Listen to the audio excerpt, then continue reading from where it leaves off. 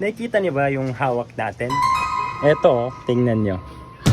Di ba nung mga bata tayo, sabi nila kapag nakapatay ka ng ganito ay ipapabilang sa iyo sa araw ng muling pagkabuhay, sa araw ng paghuhukom yung mga paan nito.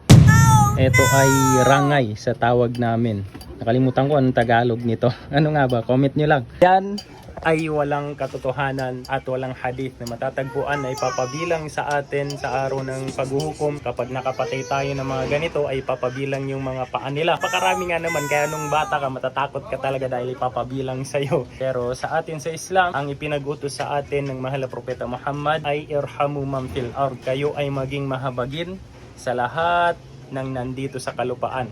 Man fil ard, maging insekto man ito, maging hayop, lahat ng nilalang ng Allah, maging halaman, insekto, hayop, lalong-lalo na sa kapwa nating tao, maging mabuti tayo, maging mahabagin tayo, maging maawain tayo, sapagkat tayo ay kaluluguran ng Allah subhanahu wa ta'ala. At kapag tayo kinaluluguran ng Allah subhanahu wa ta'ala, maraming blessings ang magiging open sa atin. Kaya kapag nakakita ka ng ganito, huwag mong papatayin, huwag mong gagawan ng kahit anumang pagtutorture dito, sapagkat yun ay hindi pagiging makatarungan. Ang pinakamainam, pakawalan natin sa ligtas na lugar.